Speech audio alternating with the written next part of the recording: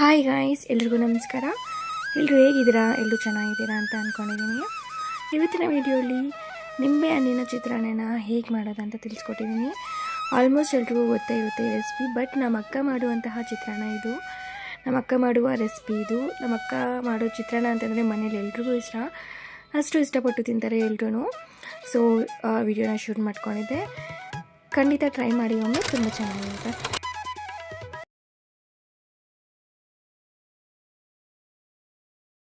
First ಒಂದು ಪಾತ್ರೆಗೆ ನಾನು ಎಣ್ಣೆನ ಹಾಕೋತಿದ್ದೀನಿ. ಸ್ವಲ್ಪ ಎಣ್ಣೆನ ಜಾಸ್ತಿ ಯೂಸ್ ಮಾಡಿದ್ದೀನಿ, ಯಾಕಂದರೆ 10 ಜನಕ್ಕೆ ಚಿತ್ರಾನ್ನ ಮಾಡ್ತಿರೋ ಕಾರಣ ಸ್ವಲ್ಪ ಎಣ್ಣೆನ ಜಾಸ್ತಿ ಹಾಕ್ಕೊಂಡಿದ್ದೀನಿ. ಎಣ್ಣೆ ಕಾದ ನಂತರ ಇದಕ್ಕೆ ಒಂದು 2 ಟೇಬಲ್ ಸ್ಪೂನ್ ಆಗುವಷ್ಟು ಸಾಸಿವೆನ ಹಾಕ್ಕೊಂಡಿದ್ದೀನಿ. ಸಾಸಿವೆ ಸಿಡಿದ ನಂತರ ಇದಕ್ಕೆ 1 ಸ್ಪೂನ್ ಆಗುವಷ್ಟು ಕಡಲೆಬೇಳೆ ಹಾಗೆ ಉದ್ದಿನಬೇಳೆನ ಹಾಕ್ಕೊಂಡು ಲೈಟಾಗಿ ಕಲರ್ ಚೇಂಜ್ ಆಗೋವರೆಗೂ ನಾವು ಇದನ್ನು ಫ್ರೈ ಮಾಡ್ಕೋಬೇಕಾಗುತ್ತೆ. ನಂತರ ಸಣ್ಣಕ್ಕೆ ಉದ್ದಕ್ಕೆ ಕಟ್ ಮಾಡಿಕೊಂಡಿರುವಂತಹ ಈರುಳ್ಳಿ ಮತ್ತು ಹಸಿಮೆಣಸಿನ್ಕಾಯಿನ ಸಹ ಹಾಕ್ಕೊಂಡು ಚೆನ್ನಾಗಿ ನಾವು ಇಲ್ಲಿ ಫ್ರೈ ಮಾಡ್ಕೋಬೇಕಾಗುತ್ತೆ. ಈ ನಿಂಬೆಹಣ್ಣಿನ ಚಿತ್ರಾನ್ನಕ್ಕೆ ಸ್ವಲ್ಪ ಎಣ್ಣೆ ಮತ್ತು ಈರುಳ್ಳಿನ ಹಾಕ್ಕೊಂಡ್ರೆ ತುಂಬ ಚೆನ್ನಾಗಿರುತ್ತೆ. ಈ ನಿಂಬೆಹಣ್ಣಿನ ಚಿತ್ರಾನ್ನಕ್ಕೆ ಸ್ವಲ್ಪ ಈರುಳ್ಳಿ ಮತ್ತು ಎಣ್ಣೆನ ಜಾಸ್ತಿ ಹಾಕ್ಕೊಂಡ್ರೆ ತುಂಬ ಚೆನ್ನಾಗಿರುತ್ತೆ, ಯಾಕಂದರೆ ನಾವಿಲ್ಲಿ ಟೊಮೆಟೊ ಏನು ಯೂಸ್ ಮಾಡಲ್ಲ ಅಲ್ವಾ. ಸೊ ಆ ಎರಡು ಹಾಕ್ಕೊಂಡ್ರೆ ತುಂಬಾ ಚೆನ್ನಾಗಿರುತ್ತೆ ಅಂತಲೇ ಹೇಳ್ಬೋದು. ನಂತರ ಇಲ್ಲಿ ನಾನು ಕರ್ಬೇವಿನ ಸೊಪ್ಪನ್ನ ಸಹ ನಾನು ಹಾಕೋತಿದ್ದೀನಿ.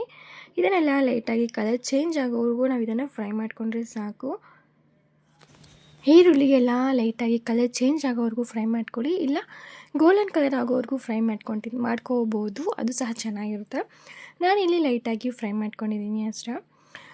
ಗೈಸ್, ಟ್ರಸ್ಟ್ ಮೀ, ತುಂಬ ಚೆನ್ನಾಗಿರುತ್ತೆ ನಮ್ಮ ಅಕ್ಕ ಮಾಡುವಂಥ ಚಿತ್ರಾನ್ನ. ಸೊ ನಿಮ್ಮ ಜೊತೆ ಸಹ ಶೇರ್ ಮಾಡಿದ್ದೀನಿ. ಸ್ವಲ್ಪ ಎಣ್ಣೆ ಮತ್ತು ಈರುಳ್ಳಿನ ಜಾಸ್ತಿ ಹಾಕ್ಕೊಂಡು ಒಮ್ಮೆ ಟ್ರೈ ಮಾಡಿ. ನಂತರ ಇಲ್ಲಿ ನಾನು ಕಡಲೆಬೀಜ ಹಾಕೋದನ್ನು ಮರೆತಿದ್ದೆ. ಸೊ ಕಡಲೆಬೀಜನ ಸಹ ನಾನಿಲ್ಲಿ ಇವಾಗ ಸೇರಿಸ್ಕೊತಾ ಇದ್ದೀನಿ. ಕಡಲೆಬೀಜ ಎಲ್ಲ ಲೈಟಾಗಿ ಫ್ರೈ ಆಗೋವರೆಗೂ ನಾವು ಇದನ್ನು ಬೇಯಿಸ್ಕೊಂಡ್ರೆ ಸಾಕು, ತುಂಬ ಸಖತ್ತಾಗಿರುತ್ತೆ.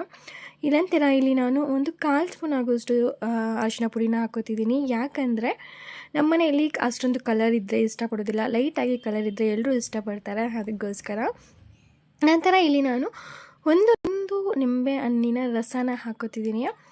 ನಂತರ ಸ್ವಲ್ಪ ಕೊತ್ತಂಬರಿ ಸೊಪ್ಪನ್ನ ಹಾಕ್ಕೊಂಡು 1 ನಿಮಿಷ ಕಾಲ ನಾವು ಇದನ್ನು ಫ್ರೈ ಮಾಡಿಕೊಂಡ್ರೆ ಸಾಕು, ತುಂಬ ಚೆನ್ನಾಗಿರುತ್ತೆ. ಹಾಗೆ ಸಿಂಪಲ್ ಆ್ಯಂಡ್ ಕ್ವಿಕ್ಕಾಗಿ ನಾವು ಈ ರೆಸಿಪಿನ ಮಾಡಿಕೊಂಡು ತಿನ್ಬೋದು.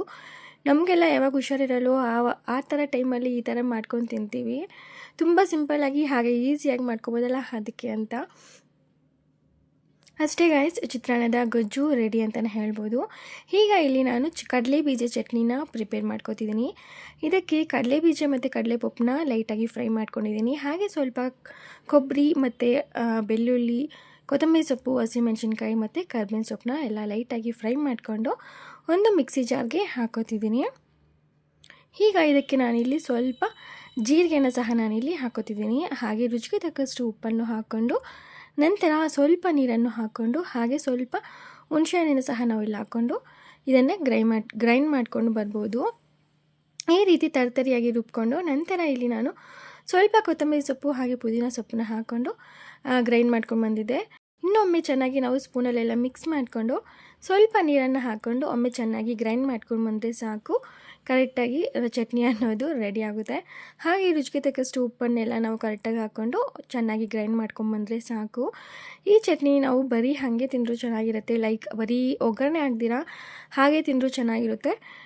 ನಿಮಗೆ ಬೇಕು ಅಂದರೆ ನೀವು ಇದಕ್ಕೆ ಒಗ್ಗರಣೆ ಸಹ ಹಾಕ್ಕೋಬೋದು. ನಾನಿಲ್ಲಿ ಒಗ್ಗರಣೆ ಹಾಕಿಲ್ಲ, ಯಾಕಂದರೆ ಚಿತ್ರಾನ್ನಕ್ಕೆ ಸಹ ನಾವು ಸ್ವಲ್ಪ ಎಣ್ಣೆ ಜಾಸ್ತಿ ಯೂಸ್ ಮಾಡಿದ್ವಲ್ಲ. ಸೊ ಇಲ್ಲಿ ನಾನು ಅದನ್ನು ಕಟ್ ಮಾಡಿದ್ದೀನಿ ಅಷ್ಟೇ. ನಂತರ ಇಲ್ಲಿ ಸ್ವಲ್ಪ ಗೊಜ್ಜನ್ನು ಎತ್ತಿಕ್ಕಿದ್ದೀನಿ. ಅದಕ್ಕೆ ಬಿಸಿ ಬಿಸಿ ಅನ್ನ ರೆಡಿಯಾಗಿತ್ತು, ಅದನ್ನು ಸಹ ನಾನು ಇಲ್ಲಿ ಸೇರಿಸ್ಕೊಂಡು ಒಮ್ಮೆ ಚೆನ್ನಾಗಿ ನಾವು ಇದನ್ನು ಮಿಕ್ಸ್ ಮಾಡ್ಕೊತಿದ್ದೀನಿ.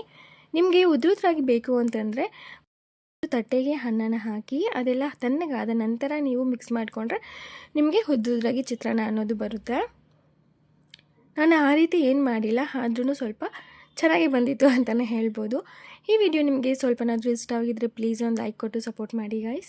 ನಂತರ ಇಲ್ಲಿ ನಾನು ಚಿತ್ರಾನ್ನ ಮತ್ತು ಚಟ್ನಿಗೆ ಹಪ್ಪಳನ ಹಾಕ್ಕೊಂಡಿದ್ವಿ. ಹಪ್ಪಳ ಸಹ ನಂಚ್ಕೊಂಡು ತಿಂತಿದ್ರೆ ತುಂಬ ಚೆನ್ನಾಗಿರುತ್ತೆ ಈ ಚಿತ್ರಾನ್ನ. ಸಿಂಪಲ್ ಆ್ಯಂಡ್ ಕ್ವಿಕ್ಕಾಗಿ ಮಾಡ್ಕೋಬೋದು, ನೀವು ಒಮ್ಮೆ ಟ್ರೈ ಮಾಡಿ ಅಂತ ಹೇಳ್ತಾ thank you so much for watching the full video guys. With lots of love. ಮುಂದಿನ ವಿಡಿಯೋಲಿ ಸಿಗೋಣ. ಬಾಯ್.